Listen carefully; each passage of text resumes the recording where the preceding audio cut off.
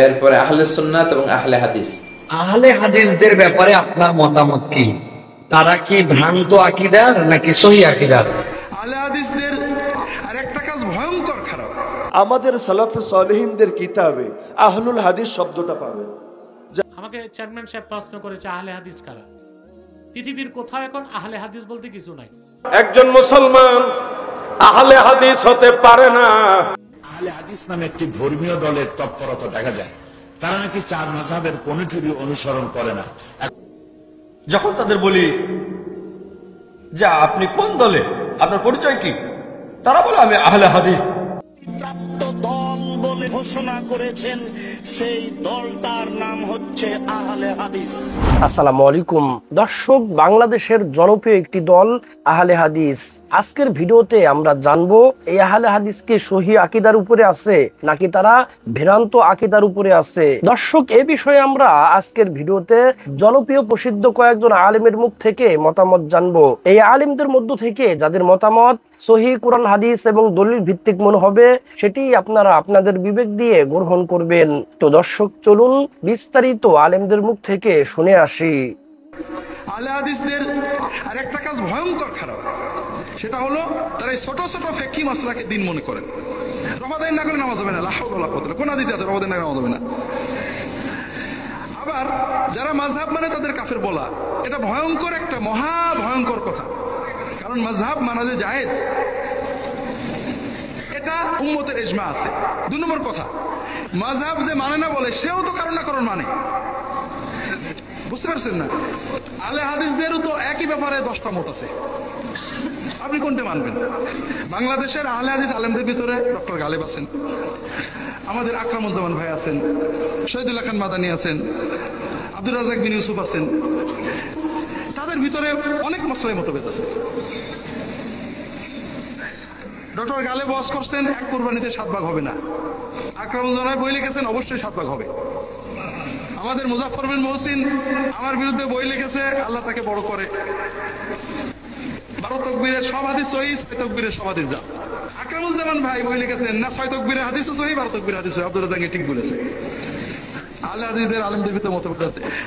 আলবানী, ইবনে বাজ এবং উসাইমিন, এই 3 মহান পণ্ডিত আকীদা এবং ফিকহের বিষয়ে যেসব বিষয়ে ইখতিলাফ করেছেন, মতভেদ করেছেন, তার কিছু সংক্ষেপ বর্ণনা, তাতেও প্রায় 400-র মতো।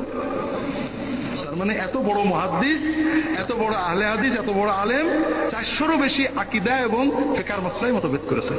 তার একটা আপনাদের বলি মজা, আমার বই পাবেন। আমরা নাভির নিচে বা বুকে হাত বাঁধা নিয়ে ঝগড়া করি, ঠিক না? আরেকটা ঝগড়া আছে, রুকু থেকে উঠে হাত কি ঝোলানো থাকবে না বাঁধা থাকবে? শেখ আব্দুল আজিজ, আমাদের হানাফি মাযহাবে বাঁধার কথা আছে, আমার বই পাবেন।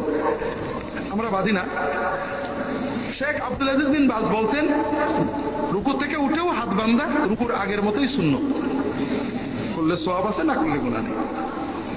আর আলবানী বলছেন যে রুকুর থেকে উঠে হাত বাঁধা বেদাত, নাজায়েজ, গুনার কাজ। দুইজনই বড় মুহাদ্দিস, দুইজনই আহলে হাদিস, দুইজনই আহলে হাদিসদের ইমাম। আপনি কি করবেন? আহলে হাদিসদের আরেকটা কাজ ভয়ঙ্কর খারাপ, সেটা হলো তারা এই ছোট ছোট ফিকহি মাসলাকে দিন মনে করেন। রমাদান না করে নামাজ হবে না, লা হাওলা ওয়ালা কুওয়াতা, কোন হাদিসে আছে রমাদান না করে নামাজ হবে না? আবার যারা মাযহাব মানে তাদের কাফের বলা, এটা ভয়ঙ্কর একটা মহা ভয়ঙ্কর কথা। কারণ মাযহাব মানা যে জায়েজ, এটা উম্মতের ইজমা আছে। দুই নম্বর কথা, মাযহাব যে মানে না বলে সেও তো কারণ না কারণ মানে। বুঝতে পারছেন না? আমাকে চেয়ারম্যান সাহেব প্রশ্ন করেছে আহলে হাদিস কারা? পৃথিবীর কোথাও এখন আহলে হাদিস বলতে কিছু নাই। যেটা আছে এটা লামাযহাবি, ফিরকা লামাযহাবিয়া। আহলুল হাদিস কারা? আহলুল হাদিস বলা হতো বুখারী, মুসলিম, তিরমিজি, নাসাই, ইবনু মাজাহ, আবু দাউদ, ইমাম জুহরি, আব্দুল্লাহ ইবনুল মুবারক, সুফিয়ান ইবনু ওয়াইনা, সুফিয়ান সাউরি, এইরকম যারা মুহাদ্দিস ছিলেন 1000 বছর আগে, 1200 বছর আগে, 1250 বছর আগে, তাদেরকে বলা হতো আহলুল হাদিস। কি করতেন তারা? তারা যেখানে হাদিস পেতেন যেতেন, হাদিসের সনদ সহ হাদিস সংগ্রহ করতেন, সনদকে যাচাই বাছাই করে দেখতেন হাদিসটা সহিহ না জাল, তারপরে হাদিসের কিতাবে লিপিবদ্ধ করতেন। তাদেরকে বলা হয় আহলুল হাদিস। তো এই আহলুল হাদিস যারা, এদের মধ্যে ইসলামিক ঐতিহাসিকদের মতে সর্বনিম্ন যাকে ধরা হয় মুহাদ্দিস হিসেবে, তিনি আব্দুল হক মুহাদ্দিস দেহলভী। 450 বছর আগে ইন্তেকাল করছেন। এরপর পৃথিবীতে কোনো আহলে হাদিস, আমরা হাদিসের অনুসরণ করি। কথা বুঝতে পারছেন? আর যারা আহলে হাদিস ছিলেন তারা নিজেদেরকে আহলে হাদিস পরিচয় দিতেন না। যেমন একজন মুফাসসির কি বলে, যদি জিজ্ঞেস করেন এনায়েতুল্লাহ আব্বাসী আপনি কি, আমি বলবো আমি মোহাম্মদ এনায়েতুল্লাহ আব্বাসী, না বলবো নাম বলবো মুফাসসির? এটা বলবো? আমার কাজ হচ্ছে তাফসীর করা। তো যারা নিজেদেরকে আহলুল হাদিস বলতেন তারা নিজেদেরকে ফেরকা হিসেবে পরিচয় দিতেন না যে আমরা আহলুল হাদিস। তারা নিজেদেরকে বলতেন মুসলিম, মুমিন, যার যে মাযহাব ছিল সেটা বলতেন। কাজ কি? কাজ হচ্ছে হাদিসের খেদমত। এই হাদিসের খেদমত যারা করতেন তাদেরকে বলা হতো আহলুল হাদিস। পরবর্তীতে ইংরেজ আমলে একজন নবাব ছিল ভূপালে, কোথায়, একদম ইংরেজের শুরু অবস্থায়, সে একটা ফেরকা চালু করলো, লামাযহাবী ফেরকা, বুঝলেন? এই তখন থেকে এই নামটা উপমহাদেশে আসলো, একটা ফেরকার নাম আহলে হাদিস। কি নাম? একটা নবাব থেকে, ইংরেজ আমলে নবাবের বাড়ি ছিল ভূপালে, এই 200-250 বছর আগে এই ফেরকাটা নামকরণ করলো কি নিজেদেরকে আহলে হাদিস। ওই যে পূর্বে যারা আহলুল হাদিস ছিল তাদের সেই পবিত্র দামি নামটাকে নিয়ে তারা অপব্যবহার করতে লাগলো। পরবর্তীতে বাংলাদেশে এই ফেরকাটা এখন একটা অবস্থান গড়ে তুলেছে। তবে তাদের সাথে বহুবার আমাদের সংলাপ বৈঠক হয়েছে, প্রতিবারই তারা ভুল স্বীকার করেছে, আলহামদুলিল্লাহ। এবং আমি ডক্টর আসাদুল্লাহ আল গালেবের ছেলেও আমাকে রিকোয়েস্ট করেছিল যে কাদা ছোড়াছুরি না করে আপনারা বসেন, আপনি বসেন, আমার বাবাও বসুক। আমি বলেছি যখন তোমার বাবা বসতে চায় আমি বাহাস বা তর্কে যাব না, সংলাপে বসবো। 4 বছর চলে গেছে, এখনো কোনো খবর নাই। আপনি স্পষ্ট মনে রাখবেন, আপনি যদি নিজেকে বলেন আহলে হাদিস, যে আপনি হাদিস মানেন, তাহলে আপনি কি কোরআন মানেন না? তা আপনার নাম আহলে কোরআন না রেখে আহলে হাদিস রাখছেন কেন? তাহলে আপনাকে কোরআনও মানতে হবে, হাদিসও মানতে হবে। এখন আসেন, সব হাদিস বিশ্বাস করতে হবে, সব হাদিস কি মানা যাবে? আল্লাহর হাবিব সাল্লাল্লাহু আলাইহি ওয়াসাল্লাম 1500 বছর আগে আল্লাহর হুকুমে 11টি বিয়ে করেছেন। এটা হাদিস কিনা? বুখারীতে আছে কিনা? বিশ্বাস করতে হবে কিনা? কিন্তু এই হাদিসটা আমল করতে পারবো? আমাদের জন্য 4টা। কয়টা? একটা। লাগলে পারলে, লাগলে পারলে, লাগলে পারলে। এই যে অনেক মৌলবী কয় 4 বিয়ে সুন্নাত, এটা কোনো কিতাবে নাই। আল্লাহ বলেছেন ফানকিহু মা তাবা লাকুম মিনান নিসাই মাথনা ওয়া থুলাথা ওয়া রুবা ওয়া ইন খিফতুম আল্লা তা'দিলু ফাওয়াহিদা। 2টা বিয়ে করো, 3টা নয় 4টা। আর যদি জাস্টিস, ইনসাফ করতে না পারো তো একটা। কয়টা? 4 বিয়ে করা কি সুন্নাত না জায়েজ? জায়েজ। কিন্তু আল্লাহর হাবিব সাল্লাল্লাহু আলাইহি সাল্লাম আল্লাহর হুকুমে বিয়ে করেছেন কয়টা? 11টা। ওইটা হাদিস কিনা? ওই হাদিস কি মানা সম্ভব উম্মতের পক্ষে? তা দেখা যায় সব হাদিস বিশ্বাস করা যায়, মানা যায় না। সব সুন্নত মানতে হয়। এই জন্য আমাদের নাম আহলে হাদিস না আহলে সুন্নত। আসেন আরেকটা উদাহরণ দিই আপনাকে। বুখারী শরীফের হাদিস, রাসূলুল্লাহ সাল্লাল্লাহু আলাইহি ওয়াসাল্লাম বলেছেন, হাদিসটি বর্ণনা করছেন হযরত ওমরের ছেলে, না হযরত ওমরের ছেলে ইবনে ওমর। ইবনে ওমর থেকে বর্ণনা করছেন নাফে। নাফে বলেন যে আল্লাহ হাবিব সাল্লাল্লাহু আলাইহি ওয়াসাল্লাম হুকুম করেছেন নামাজের রুকুতে সাজদায় উঠার আগে, যাওয়ার আগে রফিয়া দেন করতে। কি করতে? এই হাদিসটা বুখারী শরীফে আছে। কথা বুঝেন? বর্ণনা করছেন কে? আব্দুল্লাহ ইবনে ওমর। কিন্তু আমরা হানাফি যারা, তারা কি রফিয়া দেন করি? একবার করি, বারবার করি? কেন করি না? আমরা হাদিস পেয়েছি আব্দুল্লাহ ইবনে আব্বাস থেকে। আব্দুল্লাহ ইবনে আব্বাস যে হাদিস বর্ণনা করছেন ওইটা আবার আছে বুখারীর ওস্তাদ আহমদ বিন হাম্বল যে মুসনাদ সংকলন করছেন, মুসনাদে। হাদিসটা কি? আব্দুল্লাহ বিন আব্বাস বলেন, আশারাতুন মান শাহিদা লাহুম রাসূলুল্লাহি সাল্লাল্লাহু আলাইহি ওয়াসাল্লাম আল জান্নাতা মা কানু ইয়ারফাউনা আইদিয়াহুম ইল্লা ফি ইফতিতাহিস সালাহ। আব্দুল্লাহ বিন আব্বাস বলেন, আমি আশারা মুবাশশারা 10 জনের পিছে নামাজ পড়ছি, তাদের একজনকেও কোনোদিন আমি একবার তাকবীর তাহরিমা ছাড়া দ্বিতীয়বার হাত তুলতে দেখি নাই। এবার আসেন, একটা হাদিস আসছে বুখারীতে ইবনে ওমর থেকে রফিয়া দেনের পক্ষে। আর আমরা যেটা হাদিস বললাম এটা আসছে মুসনাদে, ওইটা আবার বুখারীর উস্তাদ আহমদ বিন হাম্বলের বর্ণনা, ওখানে আসছে রফিয়া দেন করা। এখন কোনটা আমল করব? দুইটাই তো হাদিস। কথা বলেন। এখন মনে করেন যে জীবনও হাদিস পড়ে নাই, মাদ্রাসায় যায় না, আন্ডা ব্যাপারী, রসুন ব্যাপারী, চাইলের আরতদার, এ যদি কয় আমি মাযহাব মানি না আহলে হাদিস, এটা কি হয়? এর মাথায় সুপারি রেখে ওটা দেওয়া দরকার না? আরে ভাই, দুটাই সহিহ হাদিস, এখানেই মাযহাব লাগে। আমরা কেউ ব্যক্তি আবু হানিফার পূজা করি না, আবু হানিফার অনুসরণও করি না, তার ব্যাখ্যাটা নিছি। এখন ইমাম আজমের ব্যাখ্যা কি? ইমাম আজম এবং অন্যান্য ইমামগণ উসুলে হাদিসের মাধ্যমে দেখছেন কোন হাদিসটা নাসেখ, কোনটা মানসুখ, কোনটা রহিত, কোনটা রহিতকারী। নাসেখ এবং মানসুখ হিসেবে দোনো হাদিসকে বিশ্বাস করা ফরজ, কিন্তু আমল করতে হবে নাসেখের উপর, মানসুখের উপর আমল হবে না। এই জন্য আহলে হাদিস হওয়া যায় না, আহলে সুন্নাত হওয়া যায়। কারণ যে হাদিসটা নাসেখ ওটা হাদিস এবং সুন্নাত, আর যে হাদিসটা মানসুখ ওটা শুধু হাদিস, ওটা সুন্নাত না। এখন নির্ধারণ কেমনে হলো কোনটা নাসেখ কোনটা মানসুখ? রেজাল প্রণেতাগণ দেখেছেন যে আব্দুল্লাহ ইবনে আব্বাস রাবি, ওনার চেয়ে বয়সে বড় ছিলেন আব্দুল্লাহ ইবনে ওমর। তা আব্দুল্লাহ ইবনে ওমর রফিয়াদানের পক্ষে হাদিস বর্ণনা করছেন, আর আব্দুল্লাহ বিন আব্বাস রফিয়াদানের বিপক্ষে হাদিস বর্ণনা করছেন। উসুলে হাদিস হচ্ছে দুইজন সাহাবী থেকে যদি হাদিস বর্ণিত হয় আর দুই হাদিসে তাআরুজ থাকে, তো যে সাহাবীর বয়স কম তার বর্ণিত হাদিসটাকে ধরা হবে নাসেখ, রহিতকারী, আর যে সাহাবীর বয়স বেশি তার বর্ণিত হাদিসকে ধরা হবে মানসুখ অর্থাৎ রহিত। দোনোটাকেই বিশ্বাস করতে হবে, একটাকে আমল করতে হবে। দোনোটা হাদিস হিসেবে মানতে হবে, সুন্নত হিসেবে একটা আমল করতে হবে। একজন মুসলমান আহলে হাদিস হতে পারে না। একজন মুসলমান তার মুসলমানিত্ব প্রমাণ করার জন্য, আমল করার জন্য, বাস্তবায়নের জন্য অবশ্যই আহলে সুন্নাত হওয়া লাগবে, আহলে হাদিস না, আহলে সুন্নাত। কারণ একজন মুসলমান ইচ্ছা করলেও সব হাদিস আমল করতে পারবে না। যেমন সহিহ বুখারীতে হাদিস উল্লেখ, আমার দয়াল নবীজি দাঁড়ানো অবস্থায় প্রস্রাব মুবারক করেছেন, এটা ওজরের কারণে।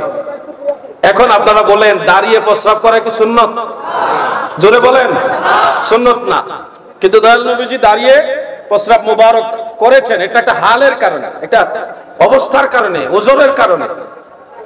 আর এছাড়া সবসময় নবীজি বসেই প্রস্রাব মুবারক করতেন। আমার আপনার প্রস্রাব আর দয়াল নবীজির প্রস্রাব মুবারক।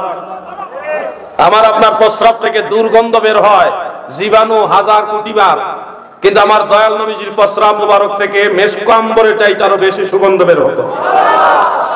এমনকি জমিন, এই জমিন দুই ভাগ হয়ে যেত, কমপক্ষে 40 গজ মাটির নিচে নবীজির প্রস্রাব মুবারক, পায়খানা মুবারক চলে যেত। এগুলি হলো জমিনের খাদ্য। নবীজি যেদিক দিয়ে হেঁটে হেঁটে যেতেন ওদিকে মেশক আম্বরের চাইতে আরো বেশি সুগন্ধি ছড়ায় যেত। সুবহানাল্লাহ। আমার দয়াল নবীজির ঘাম মুবারক সম্পর্কে সহিহ মুসলিমের মধ্যে উল্লেখ, হযরত আনাস রাদিয়াল্লাহু আনহু বলেন যে একজন সাহাবী, তিনি নবীজি ঘুমিয়ে আছেন, ঘুমের কারণে, ঘুমাইলে মানুষ ঘামে অনেক সময় দেখবে, যদি পর্যাপ্ত বাতাস না থাকে তাহলে ঘামে। দয়াল নবীজি শরীর জিসম মুবারক থেকে পসিনা মুবারক বের হচ্ছে, ঘামতেছেন। ওই সাহাবী কি করতেছে, একটা ছোট্ট পাত্র নিয়ে নবীজির শরীর মুবারক থেকে যে ঘাম মুবারক গুলি এইভাবে চেটে একটা পাত্রের মধ্যে নিয়ে আর একটা বড় পাত্রের মধ্যে রাখতেছে, এইভাবে ঘাম মুবারক কি করতেছে। হঠাৎ নবীজি ঘুম থেকে জাগ্রত হয়ে বললেন, তুমি কি করছো? ওই সাহাবী জবাব দিলেন, নবী গো, ওগো দয়ার নবীজি, আমি আপনার ঘাম মুবারক সংগ্রহ করতেছি, তুমি এই ঘাম দিয়ে কি করবা? ওই সাহাবী উত্তরে বলে, ইয়া রাসূলুল্লাহ, এই জগতে কত সুগন্ধি আমি দেখেছি, কিন্তু আপনার ঘাম মুবারকের মধ্যে যে সুন্দর মেশক আম্বরের চাইতে আরো বেশি সুগন্ধি, এরকম সুগন্ধি আমি কোথাও দেখি নাই গো নবী। আমি সুগন্ধির জন্য আপনার ঘাম মুবারক সংগ্রহ করছি। আল্লাহর হাবিবের ঘাম মুবারকের সুগন্ধি, প্রস্রাব মুবারক, পায়খানা মুবারকের সুগন্ধি, পুরা জিসম মুবারকের সুগন্ধি, হেঁটে গেলে রাস্তায় সুগন্ধ ছড়িয়ে যাইতো। আর এই আহলে হাদিসের এক বেয়াদব গোস্তাকে রাসূল, সে ওয়াজ করে নবীজির মুখের মধ্যে নাকি দুর্গন্ধ। আল্লাহর লানত তার উপরে। আমার দয়াল নবীজির প্রস্রাব মুবারক থেকে সুগন্ধ বের হয়, আর সে বলতেছে আল্লাহ রাসূলের মুখ মুবারক থেকে নাকি দুর্গন্ধ বের হতো। ওয়াজ করে জিবরিল আমিন আলাইহিস সালাম এসে নাকি বলতেছে, হে মুহাম্মদ তুমি ব্রাশ করো, মাজন দিয়ে দাঁত মাজো, তোমার মুখে দুর্গন্ধ। আরে জিবরিল কি এই বেয়াদবদের মতো এত বড় বেয়াদব? জিবরিল আমার নবীর দরবারে সব সময় আদবের সাথে হাজির হবে। সুবহানাল্লাহ বলেন। এরা হলো গুস্তাখে রাসূল, এদেরকে শায়েক বলা হয়। আবার শায়েকের খেত লাগাইছ। কিছু আছে জাল মাদানি, কিছু আছে জাল শায়েক। আন্তর্জাতিক খ্যাতি সম্পন্ন বিশিষ্ট ইসলামী চিন্তাবিদ ইমামসু, এদের থেকে সাবধান থাকবেন, নাহলে আমার কি আপনার আমাদের সাথে হাসর হবে। যে রাসূলের পাকের সাথে বেয়াদবি করে তার হাসর ভালো হবে? কোনোদিন ভালো হতে পারে না, নির্ঘাত এরা জাহান্নামী হবে। আহলে হাদিস নামে একটি ধর্মীয় দলের তৎপরতা দেখা যায়। তারা নাকি চার মাযহাবের কোনটিরই অনুসরণ করে না। এখন প্রশ্ন হলো, চার মাযহাবের মধ্যে থেকে কোন একটির অনুসরণ করা কি আবশ্যক নয়? যদি কেউ অন্যদের মধ্যে হতে কারো অনুসরণ না করেন, তাহলে তাদের ব্যাপারে হুকুম কি? খুব ভালো ভালো প্রশ্ন করছে, আলহামদুলিল্লাহ। যেসব মা বোনেরা প্রশ্ন করেছেন, আল্লাহ তাদের উপরে রহম করুন, আমরা বলি আমিন। আহলে হাদিসে তারা আমাদের মতই মুসলমান। যারা আহলে হাদিস তারা আমাদের মতই মুসলমান। তারা হাদিসকে অনুসরণ করে কোনো গুনার কাম করে নাই। আর যারা মাযহাব অনুসরণ করছে, তারাও মাযহাব অনুসরণ করে কোনো গুনার কাজ করে নাই। আহলে হাদিসের অনুসরণ করে যারা নামাজ রোজা ইত্যাদি ঈমান আকীদা যেভাবে পোষণ করছে, ওটা সবটাই ঠিক আছে। আর আমরাও মাযহাবের অনুসরণ করে যেটা করছি, এটাও ঠিক আছে। কোনটার মধ্যে আমি কোনো তারতম্য দেখতে পাই না। আমলের দিক থেকে কিছু পরিবর্তন, হয়তো ওরা একটা করতেছে, আমরা আর একটা করতেছি না, এইরকম। কিন্তু ফরজের ব্যাপারে এই ব্যতিক্রম হচ্ছে না। যেমন তারা হাত বাঁধে বুকে, আমরা বাঁধি নাভিতে। নবী করিম সাল্লাল্লাহু আলাইহি ওয়াসাল্লাম দুটোই করেছেন। নবী করিম সাল্লাল্লাহু আলাইহি ওয়াসাল্লাম নামাজের ব্যাপারে কোন একটির ব্যাপারে হাত লাইনে ছিলেন না। তিনি কখনো হাত বুকে বেঁধেছেন, কখনো নাভিতে বেঁধেছেন, কখনো হাত ছেড়েও দিয়েছেন। হাত ছেড়েও নামাজ পড়েছেন, বান্দিনি নেই। আমিন কখনো জোরে বলেছেন, কখনো আস্তে বলেছেন। সুতরাং আহলে হাদিস ভাইরা যারা করছেন, এ সবটা হাদিস আমাদের সালাফে সালেহিনদের কিতাবে আহলুল হাদিস শব্দটা আমরাও যেটা করছি। আপনি ইচ্ছে করলে যে কোনো একটি মাযহাবকে অনুসরণ করতে পারেন, হয় হানাফি, না হয় শাফি, না হয় মালিকি, না হয় হাম্বলি। এর যে কোনো একটা অনুসরণ করতে পারেন।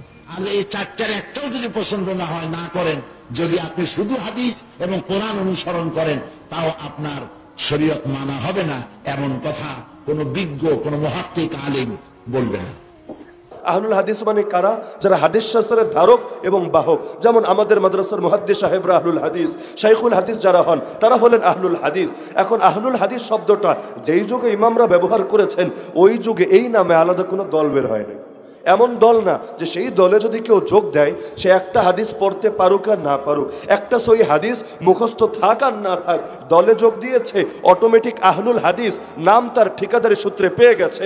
এরকম কোনো প্রচলন সেই জামানায় ছিল না। সেই জামানায় কোনো ছাত্রও চাইলে নিজেকে দাবি করবে আমি আহলুল হাদিস, কল্পনাও করা যেত না, কারণ এটা তার উস্তাদের লকব। আগে তুমি ইলম শিখো, আগে হাদিস শাস্ত্রের খাদেম হও, তারপর তুমি হবা আহলুল হাদিস। কিন্তু এখন এসে যেহেতু নির্দিষ্ট দলের নাম পড়ে গেছে, তাদের এক শায়েখকে, অনেকে হয়তো ভিডিওটা দেখেছেন, যে আহলুল হাদিস যে একমাত্র হকপন্থী দল, এটার পক্ষে আগের কিতাব থেকে প্রমাণ দিয়েছে। এই দেখো ইমাম তিরমিজি আহলে হাদিসের প্রশংসা করেছে, এই দেখো অমুক ইমামও আহলে হাদিসের প্রশংসা করেছে পাবলিক ভাবে। হ্যাঁ, আসলেই তো দেখা যাচ্ছে ইমাম তিরমিজিও আমাদের এই শায়েখদের প্রশংসা করে গেছেন, তাহলে এই দল থেকে আলাদা থাকে কিভাবে? কিন্তু একটাবার চিন্তা করে না, ওই আহলুল হাদিস আলাদা, এই আহলুল হাদিস আলাদা।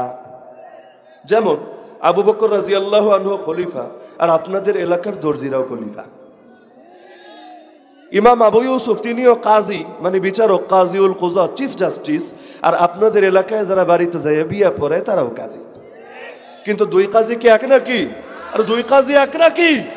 ওই ভারত আর চায়নার বর্ডারে যদি বিএসএফ এর সঙ্গে চীনের সীমান্ত রক্ষীদের লড়াই হয়, দুই একটা বিএসএফ নওজোয়ান মারা যায়, মিডিয়ায় যাদের নজর আছে জানেন, পত্রিকায় রিপোর্ট হবে এভাবে, খবরে বলবে এভাবে, দুজন বিএসএফ নওজোয়ান শহীদ হয়েছে।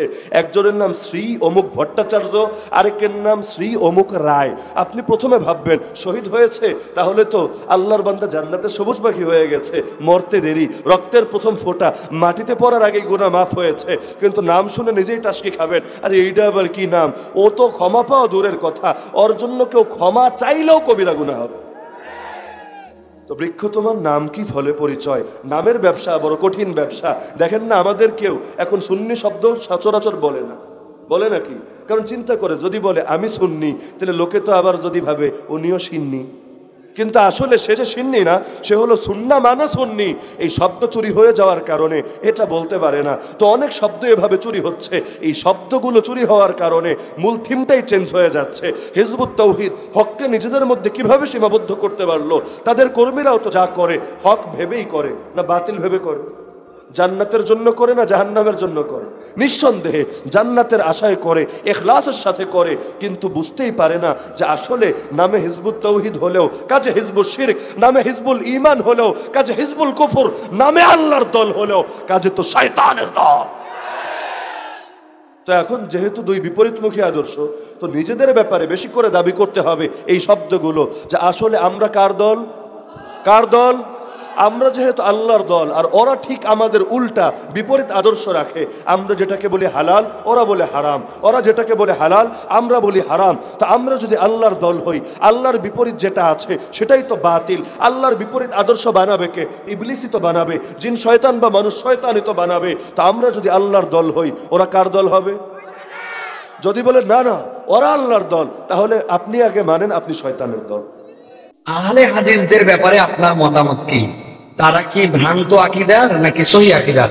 তারা যেভাবে নামাজ পড়েন তা কি সহি শুদ্ধ? প্রিয় ভাইরা, আর কতদিন এগুলা প্রশ্ন করবেন? আপনার দিলে এখনো পরিষ্কার হয় নাই যে এই প্রশ্নগুলি আমাদের প্রশ্ন নয়। এই প্রশ্নগুলি অন্য কারা জানি আমাদের মধ্যে বিভেদের প্রাচীর তোলার জন্য প্রশ্ন করেন। যারা আহলে হাদিস তাদের কালেমা কি? লা ইলাহা ইল্লাল্লাহ, আশহাদু আল্লা ইলাহা ইল্লাল্লাহ, তাই তো? তাদের কুরআনুল কারীম তো আমাদেরই কুরআনুল কারীম, তাই তো? হ্যাঁ, তারা তো ফজর তো আসর মাগরিব পড়ে না। ফজর তো 2 রাকাতই পড়ে, যোহর 4 রাকাতই পড়ে, আসর 4 রাকাতই পড়ে। এর বাইরে কিছু আছে? তাদের সূরা ফাতিহা কি ফাতিহাই? হ্যাঁ, সূরা ইখলাস কি ইখলাসই? তাহলে আপনি কেমন করে এরকম সাংঘাতিক প্রশ্ন করেন যে এই মানুষ তাদের নামাজ আর আমাদের নামাজকে আলাদা? প্রিয় ভাইরা, না, এইখানে ফিরতেই কিছু পার্থক্য আছে যেগুলো হাদিস দ্বারা সাবেত, হাদিস দ্বারা প্রমাণিত। নবীজি থেকে রফুল ইয়াদাইন যেরকম আছে, সাহাবায়ে কেরাম থেকে সুস্পষ্ট প্রমাণ আছে নবীজি তার শেষ জীবনে রফুল ইয়াদাইন করেন নাই। নবীজি সাল্লাল্লাহু আলাইহি ওয়াসাল্লাম থেকে প্রমাণ আছে নবীজি সাল্লাল্লাহু আলাইহি ওয়াসাল্লামের সাহাবী নবী আমিন বলেছেন। আব্দুল্লাহ ইবনে মাসউদ সহ অসংখ্য সাহাবী আছে, আব্দুল্লাহ ইবনে ওমর সহ, যারা আমিন জোরে বলেন নাই। উভয়টাই নবীজির থেকে আমল, উভয়টা রাসূল সাল্লাল্লাহু আলাইহি ওয়াসাল্লাম থেকে বর্ণিত বিষয়। তাহলে এই জায়গায় এক্সট্রিমিস্ট হয়ে যদি কোনো আহলে হাদিস নামধারী ভাইরাও বলে হানাফিদের নামাজ হয় না, তাহলে উনি একটা বিভ্রান্তির মধ্যে আছেন। তার এই কথাটা শতসিদ্ধ মিথ্যা কথা। আর কোন হানাফি যদি বলে আহলে হাদিস বাইরে নামাজ পড়তে নামাজ হয় না, এটাও একটা বিভ্রান্তিকর কথা। অতএব বলবো ভাই, এই দলভেদ, এই ফিকহি মতভেদ দূর করে বৃহত্তর জায়গায় আমরা আসি। আমাদের অনেক ভাইরা আছেন যারা সালাফি, আমাদের অনেক ভাইরা আছেন যারা হানাফি। দুই দলের মধ্যে এক্সট্রিমিস্ট কিছু মানুষ আছেন, সবাই না। এই এক্সট্রিমিস্ট মানুষগুলো আমাদের জন্য বিপদের কারণ। আর বিভেদ করেন না। মুসলমানদের কল্লার কাছে তলোয়ার, ওই তলোয়ারে শুনতে চায় না এখন যে তুমি কি রফুল ইয়াদাইন না রফুল ইয়াদাইন না, তুমি হানাফি না হানাফি শুনতে চায় না, ও শুনতে চাই তুই আশহাদু আল্লা ইলাহা ইল্লাল্লাহ বলিস কিনা। যদি আশহাদু আল্লা ইলাহা ইল্লাল্লাহ বলিস, তোরে তলোয়ার চালাই দেব। হত্যার কারণ কালেমা, এখন হত্যার কারণ আহলে হাদিস আর হানাফি না। আর কত বিরোধ করবে, কত বিভ্রান্তি করবেন। এই জন্য বলবো যারা এক্সট্রিমিস্ট আহলে হাদিস, আল্লাহর রাস্তায় আপনাদের পায়ের কাছে হাত দিয়ে বলি, আপনারা বেশি করে বিভ্রান্তিকর কথা বলেন না। হানাফির নামাজ হয় না, শাফিঈর নামাজ হয় না, উমুকটা হয় না, এটা না বললে নামাজ হয় না, এটা বললে নামাজ হয়। এই উড়নচণ্ডী ফতুয়াবাজি আর করেন না। পাবলিক সচেতন, এখন মানুষ বোঝে। যারা এইগুলা করে মানুষ তাদেরকে ঘৃণা ভরে সরে যাচ্ছে। আপনি আপনার সামনে 10-15 100-200 লোক ঠিক ঠিক করা খুঁজে পান, কিন্তু বাহিরে আপনাদের পিছনে ছি ছি করে লক্ষ লক্ষ মানুষ।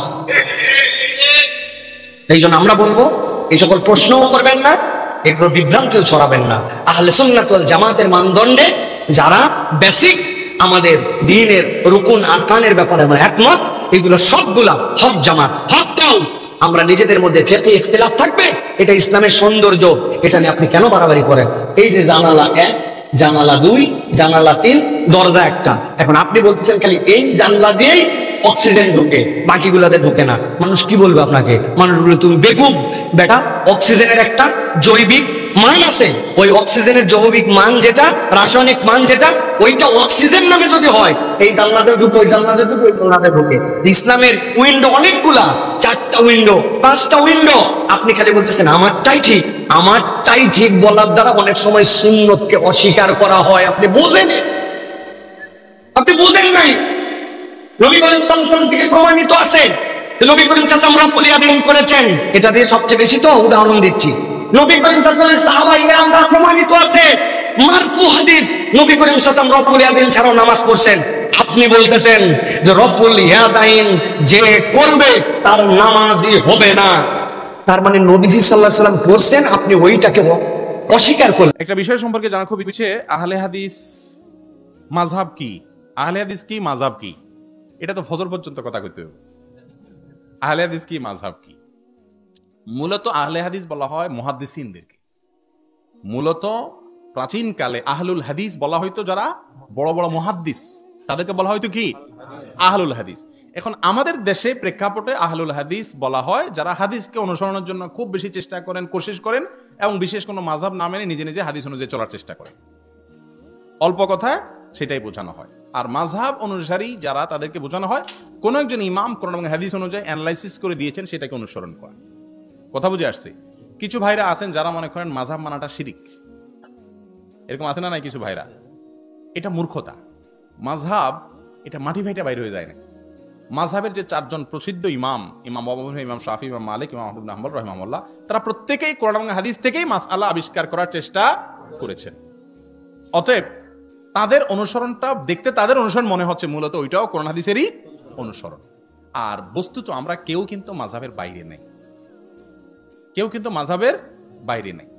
আপনি শেখ আব্দুর রাজ্জাক বিন ইউসুফকে মহব্বত করেন, উনি পেপসি, কোকা কোলা এগুলো খাওয়াকে হারাম বলেন, আপনার কাছে ওনার এই যুক্তি ভালো লাগছে, আপনি এটা আমল করেন, তাহলে আপনি এই ক্ষেত্রে ওনার মাযহাব মানলেন। কারণ এখানে কোরআন হাদিসে ডাইরেক্ট কিছু বলা হয় না, এটা ওনার বুঝ, লাহু ইজতিহাদ। এভাবে এক একজন আলিমের ব্যাখ্যা বিশ্লেষণ মানাটা বাহ্যিকভাবে মনে হয় ওনাকে অনুসরণ করা, মূলত ওনার কোরআন হাদিসের ব্যাখ্যাটাকে কি করা, অনুসরণ করা।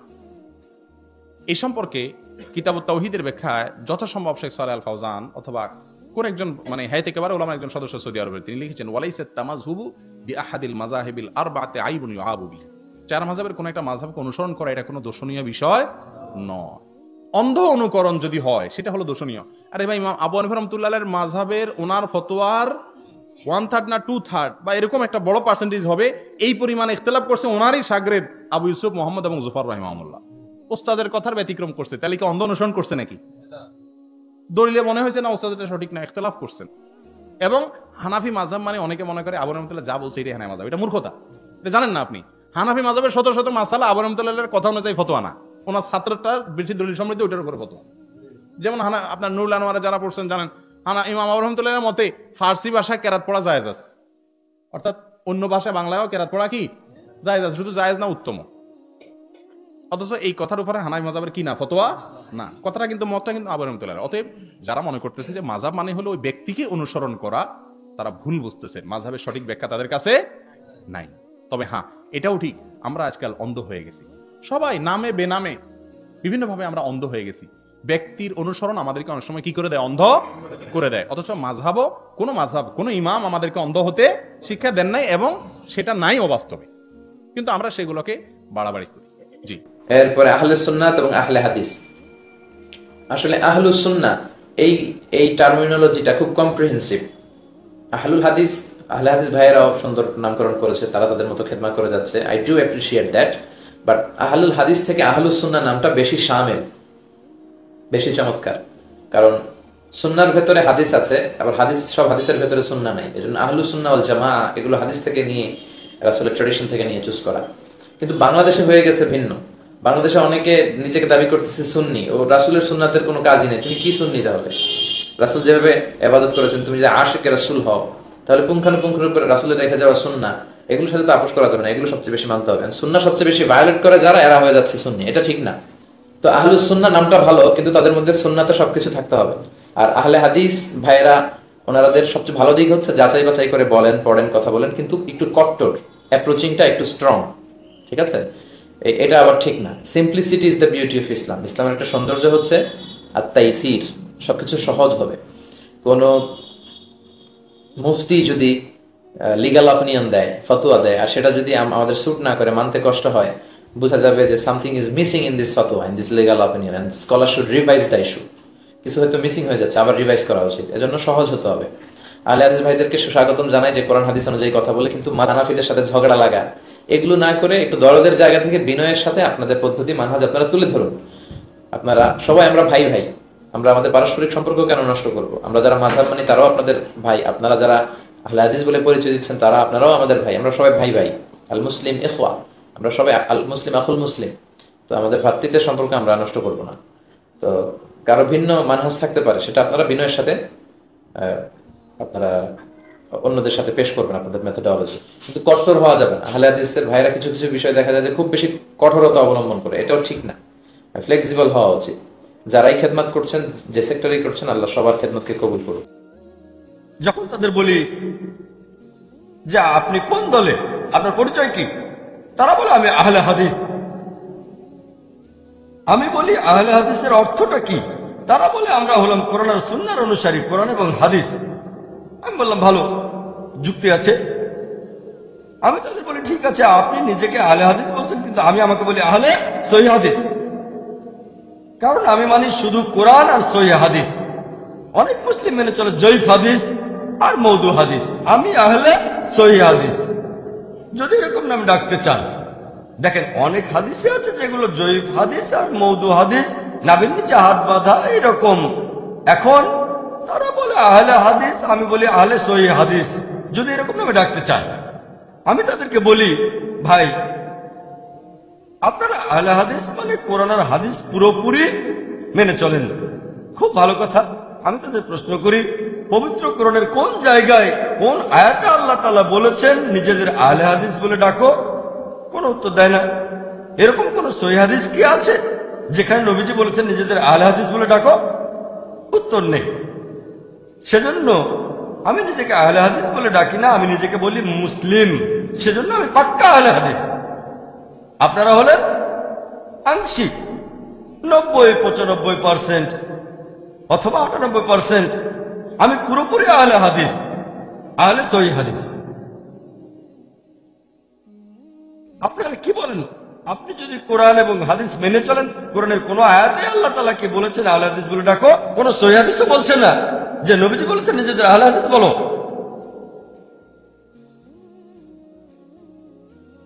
এছাড়াও আরো একটা গ্রুপ আছে, এরাও আহলে হাদিসের মতোই। তারা বলে আমরা সালাফি। আমি বলি সালাফি? আমি একজন সালাফি। আমি বলি সালাফি মানে কি? তারা বলে সালাফি অর্থ আমরা মানি সালাফি সালেহিনকে। আমিও তো সালাফি সালেহিনকে মানি। আমি মানি আল্লাহকে এবং তার রাসূলকে এবং সালাফি সালেহিনকে, নবীজি সাল্লাল্লাহু আলাইহি ওয়াসাল্লামের সময়কার প্রজন্ম এবং তার দুটো প্রজন্মকে। তারপর থেকে জিজ্ঞেস করি, কোরআনের কোন জায়গায় কোন আয়াতে কি আল্লাহ বলেছেন নিজেদের সালাফি বলো? তারা বলে না।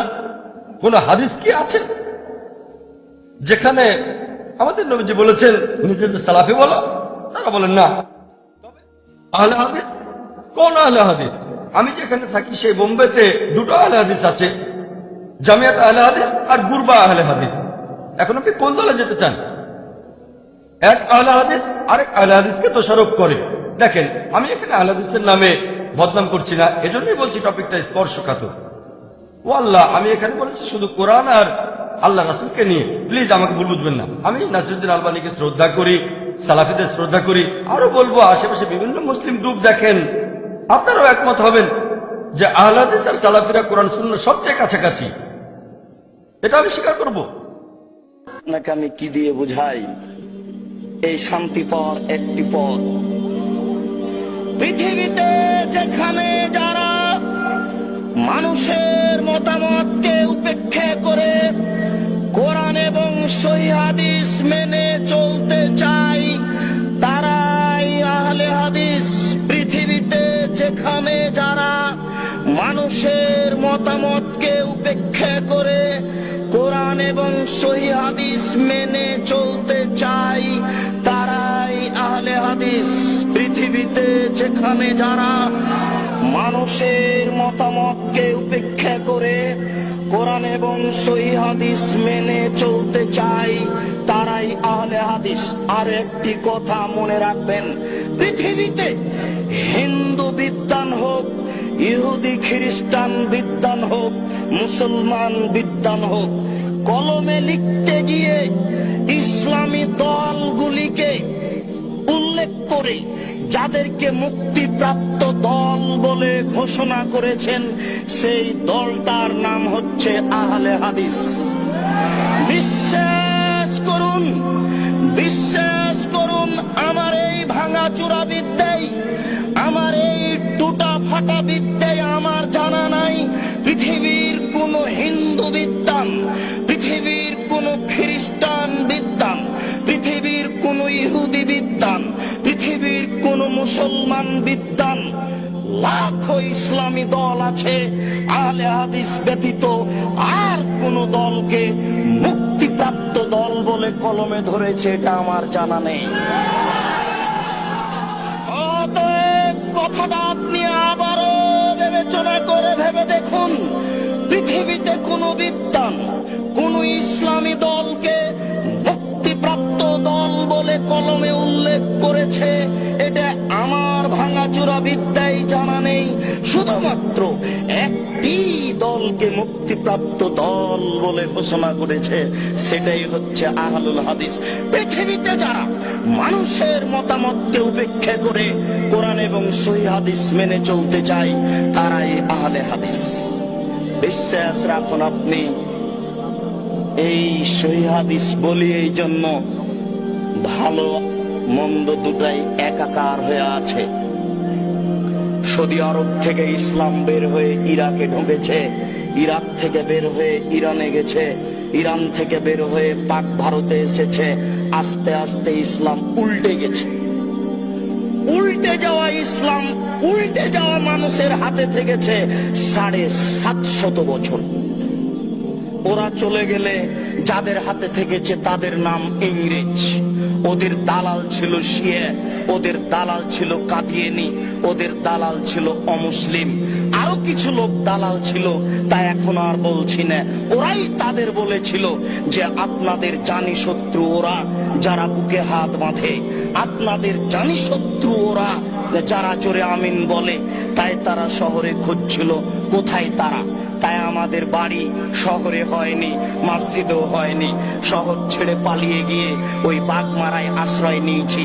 বাগমারায় গাড়ি তো যায় না, যায় না, গরুর গাড়িও যায় না, গরুর গাড়ি তো যায় না, পায়ে হেঁটেও যাওয়া যায় না। ইংরেজ যেন আমাকে খুঁজে না পাই, আমি ওখানে গিয়ে আশ্রয় নিয়েছি। মনে রাখবেন, আমি মুনাফিকি করতে রাজি নই। আপনার এই কাজ দেখলে আমার খুব কষ্ট হয়। ওই মিথ্যুক আপনার বুকের উপরে মিথ্যা তাফসীর করে যায়, সে আপনার কাছে আশ্রয় পায়। আপনি জানেন না আপনার পরিচয়। আপনি সেই মানুষ যে মানুষটা বলেছিল ফাঁসির মঞ্চে উঠে যেতে রাজি আছি, নিচে হাত বাঁধবো না। আপনি ওই সেই মানুষ যেই মানুষ বলেছিলেন ফাঁসির মঞ্চে যেতে আছি, চুপে আমিন বলবো না। সেই মানুষ আজকে পরিবর্তন হয়ে গেলেন, ওটাও ভালো হয়ে গেল। এটা হয় না। জনাব মুসলিহুদ্দিন সাহেব আপনাদেরকে বুঝাবেন ওরা কারা, যারা আমাদেরকে ভুল পথে নিয়ে যেতে চাচ্ছে। আর আমরাই ভুল বুঝে নিজের পথটাকে ছেড়ে দিয়ে অন্য পথে চলে যাচ্ছি। আবারও চেষ্টা করি নিজে কোথায় ছিলাম সেখানে ফিরে যাই। শ্বাস বন্ধ হওয়ার আগে আপনি ফিরে যাওয়ার জন্য চেষ্টা। সম্মানিত দর্শক শ্রোতা, আশা করি পুরো ভিডিওটি দেখেছেন এবং আলেমেরা কি মন্তব্য করেছে আপনারা বুঝতে পেরেছেন। এই আলেমদের মধ্য থেকে যাদের মতামত সহিহ কুরআন হাদিস এবং দলিল ভিত্তিক মনে হবে সেটি আপনারা আপনাদের বিবেক দিয়ে গ্রহণ করবেন। তো দর্শক, কোন কোন আলেমের মতামত আপনাদের কাছে সহিহ কুরআন হাদিস এবং দলিল ভিত্তিক মনে হয়েছে আপনাদের মন্তব্য অবশ্যই কমেন্ট সেকশনে জানিয়ে দিবেন। তো আজকের এই ভিডিওটি এ পর্যন্তই। ভিডিওটি ভালো লাগলে লাইক এবং শেয়ার করে দিয়েন। আর হ্যাঁ, নিত্য নতুন ইসলামিক ভিডিও পেতে চ্যানেলটি সাবস্ক্রাইব করতে ভুলবেন না। ভালো থাকুন, সুস্থ থাকুন, এই দোয়া রইল। বেঁচে থাকলে দেখা হবে পরের ভিডিওতে। আল্লাহ হাফেজ।